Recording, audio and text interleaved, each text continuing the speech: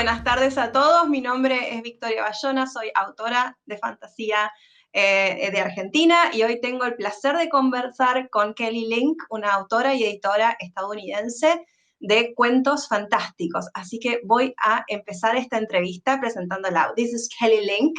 She's an editor and an author from the United States. She was born in Miami, right? And she has won a lot of awards. 3 Nebula Awards, a Hugo, and a World Fantasy Award. So congratulations, Kelly. That's fantastic. That's awesome. I am impressed, and I'm so pleased to be talking to you today. So thank you for your time, for making this happen, and we are very thrilled and excited to have you. I'm very, very happy to be here. Thank you for doing this with me. It's such a pleasure. Well, these are the things that virtuality is good for right now. Yeah, it makes things happen easier than yes, if we had to do it in person. But anyway, we are going to invite you to Argentina as soon as we can, and this is going to happen like for real. Okay, so first of all, I would like to ask you about your world building, because your stories are so unique, like they are so distinctive. It's like you are reading realism, but suddenly fantasy breaks into story / the science fiction, or I don't know, some mystery. So how do you plan that? Does it come naturally? Do you plan it? How do you build those worlds that are so awesome and those atmospheres? I think that all writers have their own starting place, but my stories begin with a kernel of the fantastic, with something that couldn't possibly exist, but which is a story to me. And so the world building accretes, it builds around that piece of the fantastic. And that's one of the wonderful things to me about fantasy is if I were only describing the real world, I wouldn't have to think as hard. I would just be putting on the page what I see around me. But when I introduce the fantastic, then I have to think, how does this change the entire world if this thing is true? And that opens all of these doors that the story can go through. Right, and it's amazing, and you have to be responsible with that world that you are changing, right? Like it has to, like the reader has to be able to buy what you're proposing or suggesting, right? So that is super hard. I think I have a good friend, the writer Holly Black, and she says that every book, every novel, or every story makes a promise to the reader on the first page. And I think it is also an invitation. And not every reader and every story are going to be in agreement. But you have to, the thing that you invite somebody in, you have to do that thing. Or if you make a promise, you have to keep that promise for the reader who wants what you're promising. So right.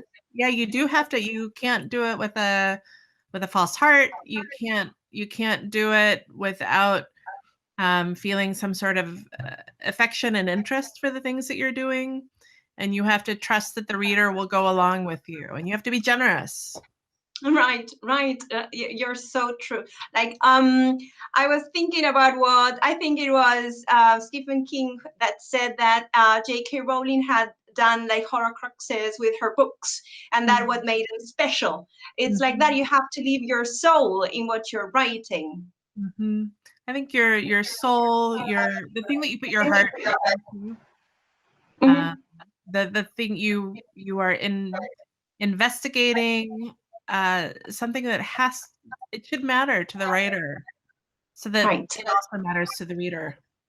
Of course. And it's like a formula that is always right. If you are having fun with what you're writing, the reader will have fun. If you are suffering with your characters, the reader is going to suffer, right? And Talking of characters, I was reading what in one of your stories from Magic for Beginners, you mentioned that main characters are kind of dull sometimes, and that the secondary characters or the sidekicks are more fun. Why do you say that? It's then I'm going to say something. I think that when you are a writer or a reader, when the character is the main character, you know that what happens, you know a little bit more of what is going to happen with them. If they're a hero, they have to do something heroic. If they are making big mistakes, there have to be big consequences. But side characters can get up to all sorts of mischief. I think the reader feels less certainty about what will happen to them. There's less consequences to the things that they do in terms of the story. And so they can do much stranger things. It is funny because I was talking about this with another writer a couple of weeks ago, and we were saying the same thing. It's like main characters are always like the responsible ones, and you kind of put on their backs all the weight of the plot, right? All the action, like they have to lead the action, right?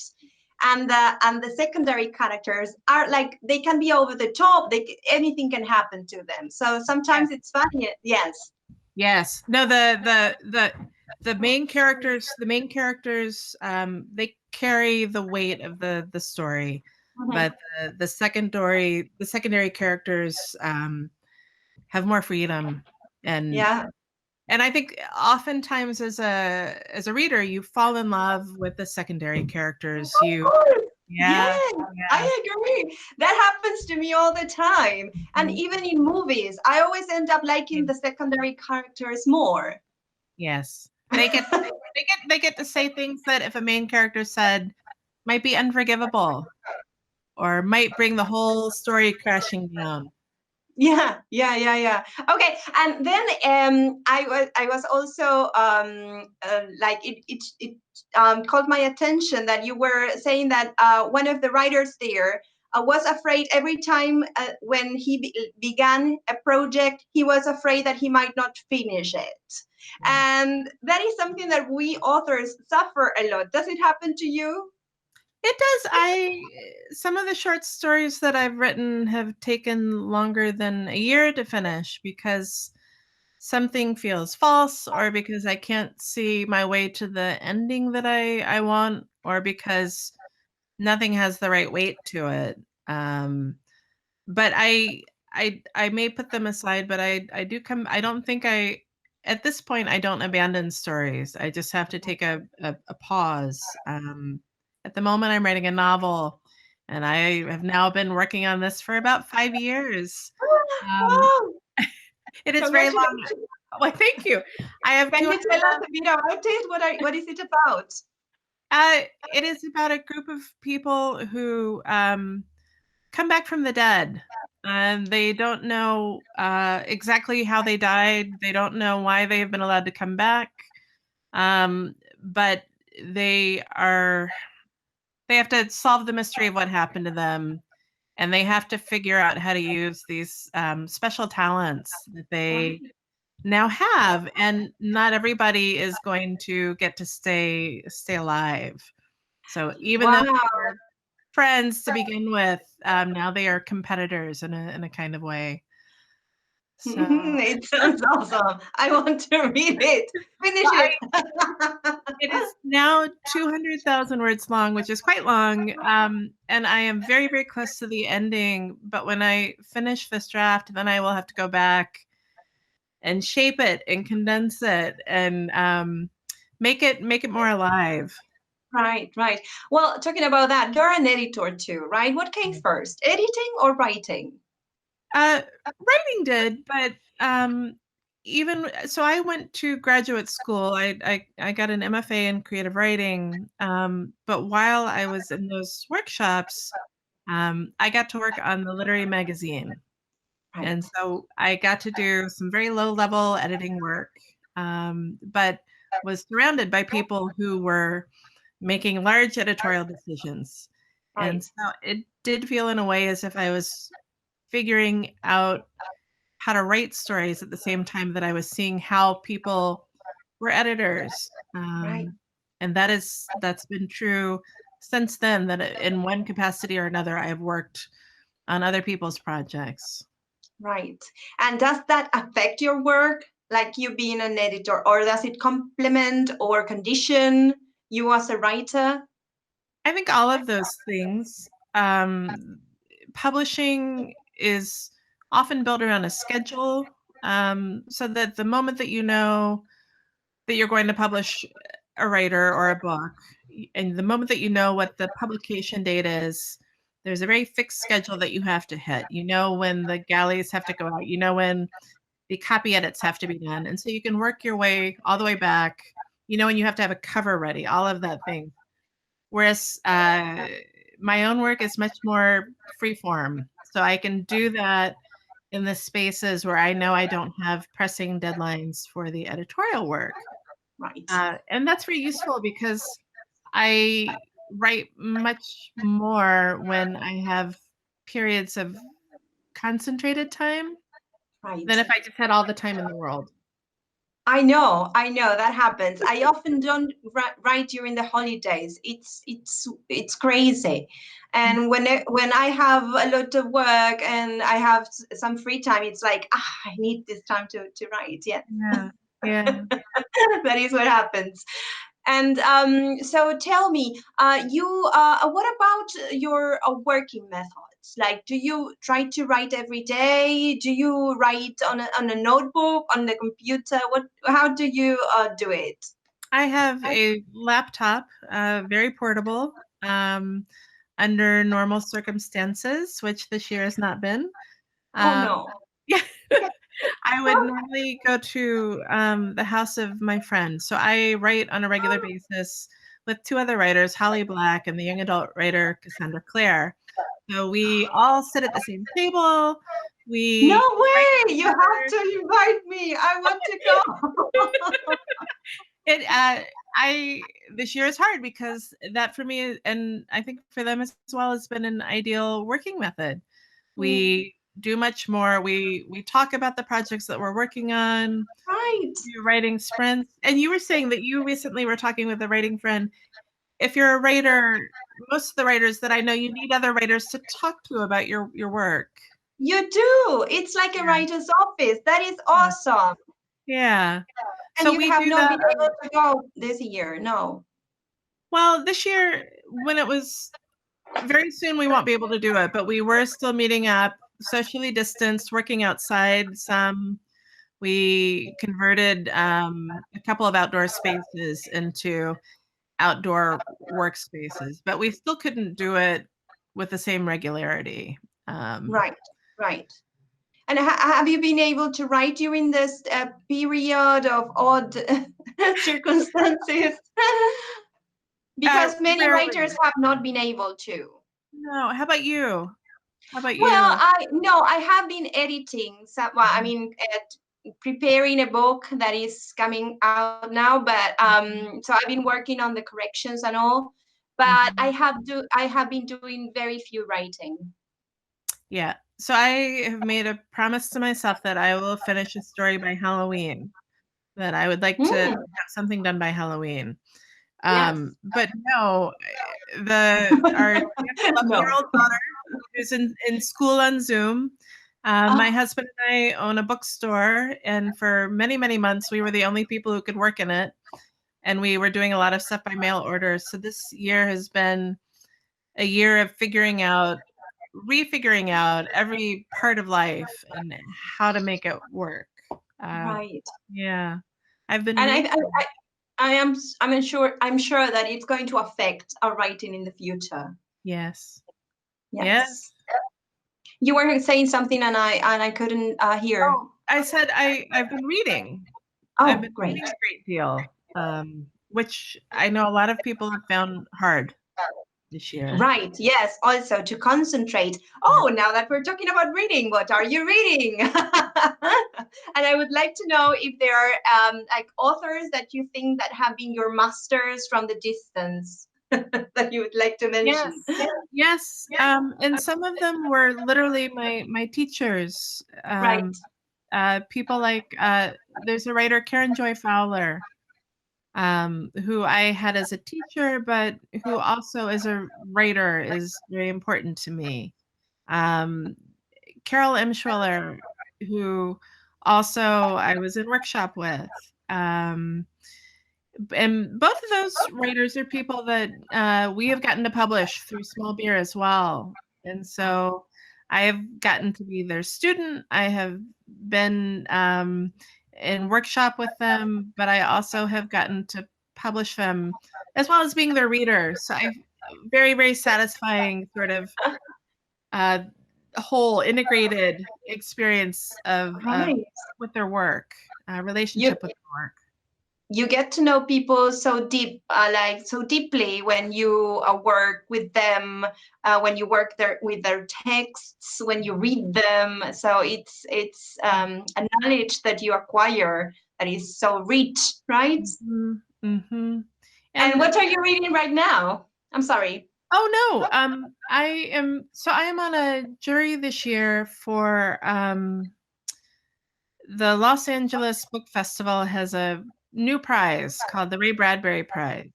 Okay. And our remit, the things that we can read, is very broad. It just has to have something that is fantastic in the work. And so I am reading a lot of books that have been published this year. There's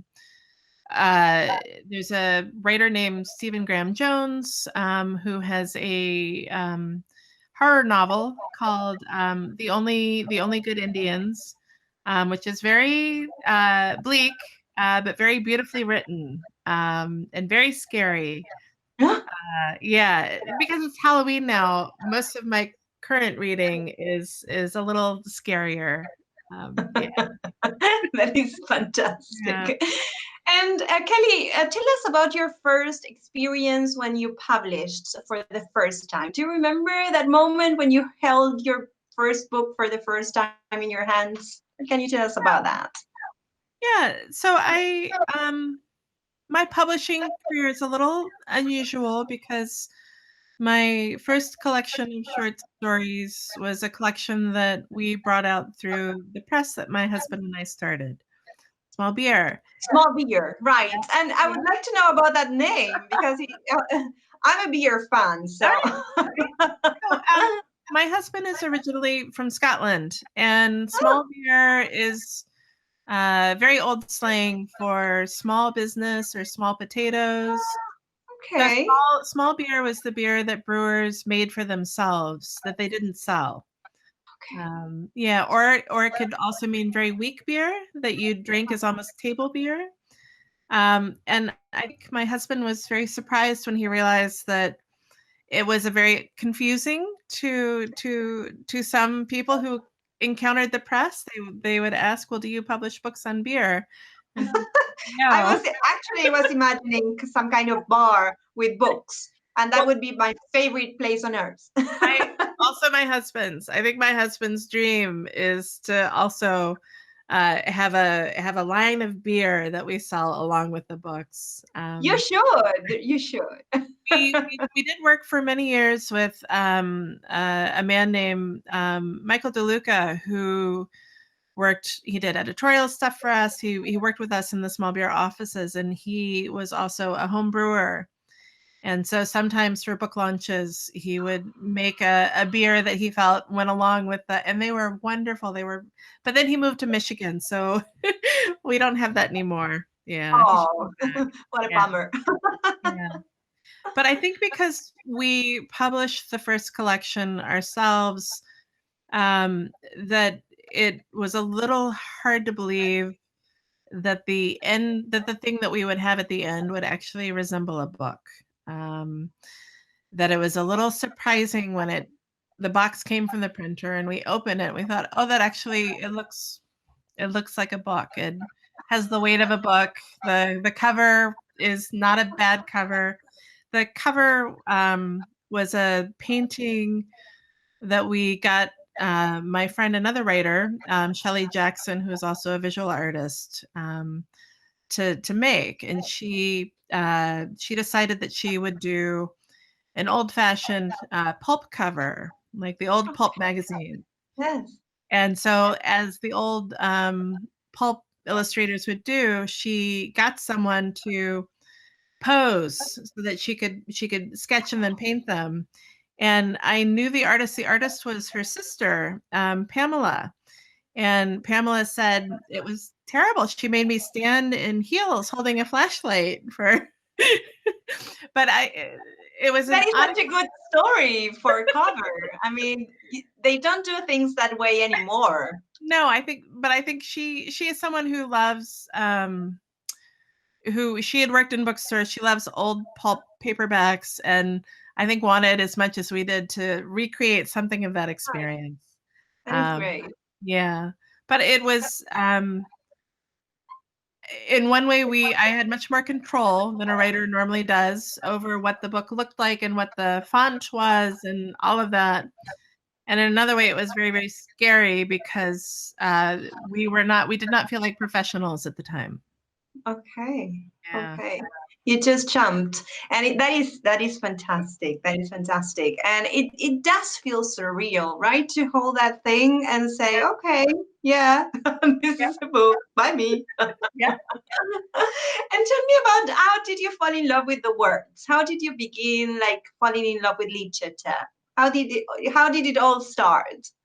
Uh, I think this is also true for a lot of writers. So I moved around a lot when I was a kid, and so I now have had this conversation many times with other writers that either their life was disrupted in some way, that books were provided a feeling of security or a kind of home.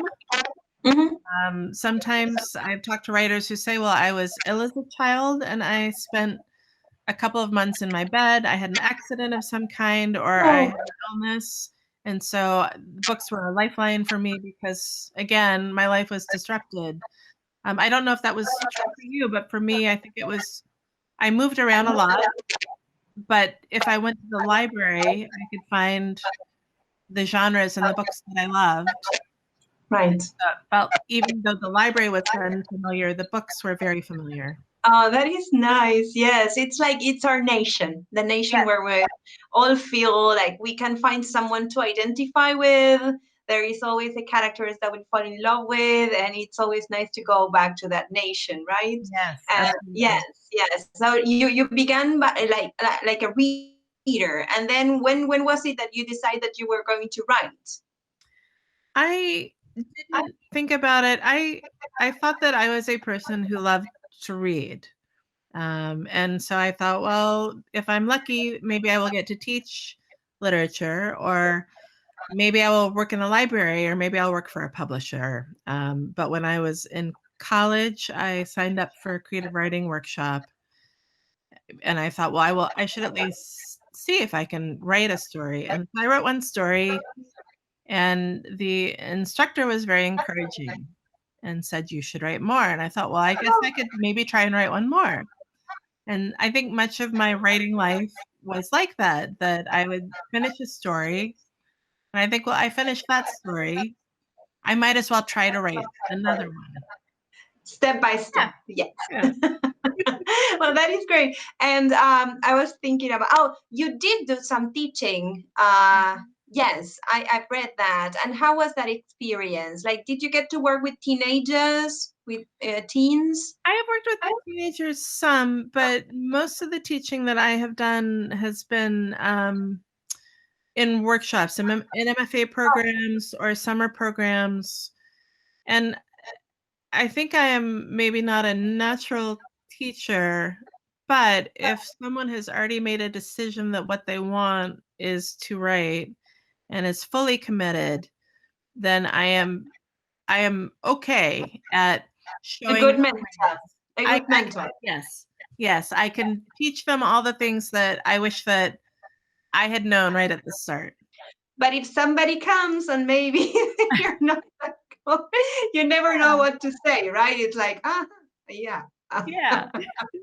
Yeah, I think it's very easy to teach people who know exactly what they need to know.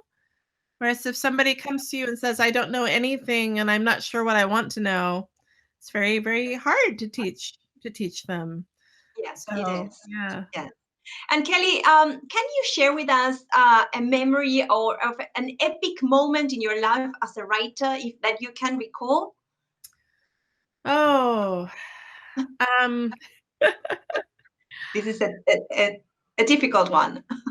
well, this is, I guess, an epic moment because it is very personal. Because you think that it was a highlight in your career, as you felt like, okay, this is it. I'm here, and this is where I am supposed to be. Well, I'll give you a small one and then maybe another one. So, Great. yeah, my husband and I were married in 2001 in North Carolina in a mountain town, Asheville. And the night before we were married, all our friends had come to Asheville. We had a party. There was a lot of singing and dancing. But we also went to a bookstore there, Malaprops, and had a reading. And so that was really a great, it was a great way to celebrate, our friends and family who were there, but to also make something that we decided to make a career out of, publishing and writing, part of that space of getting married. That sounds like the perfect landscape.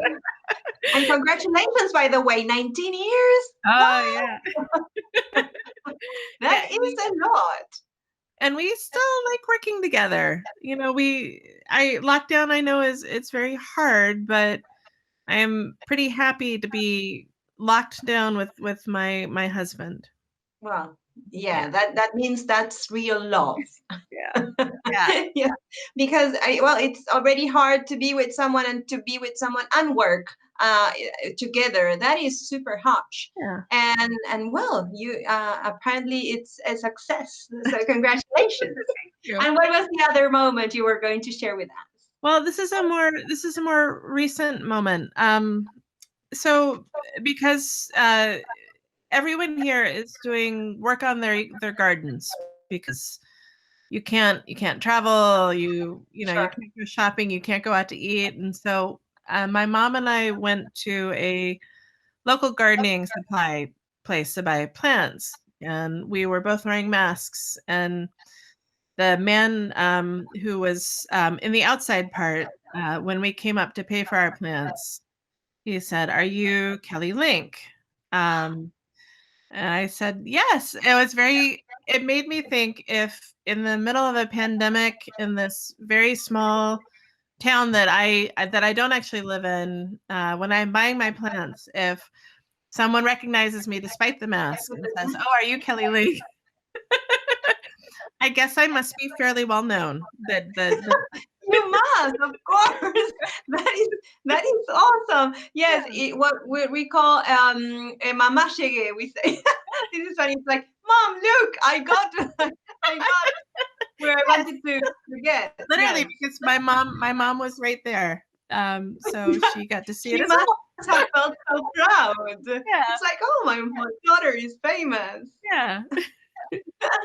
That is great, Kelly. And can you remember a funny anecdote, something that has happened to you, and maybe you always tell as an anecdote?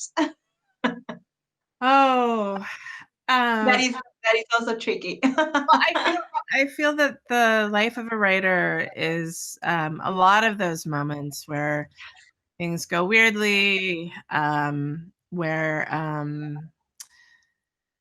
something good but you can't say it, or your book is going to come out, but in the meantime, your dog is just done something terrible, and so you have to deal with that while people are saying, well, this is so fancy, and you're thinking, no, I'm standing here in dog shit.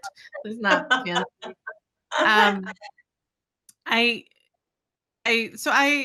A couple of years ago, my husband and I were driving back from a trip, and I got a call, and it was my agent, Renee Zuckerbrot, and my editor on the phone, and they said, have you heard? And I said, yes, although I had not heard. And then I said, no, I haven't heard. Have I heard what? And they said, well, you are a finalist for the Pulitzer.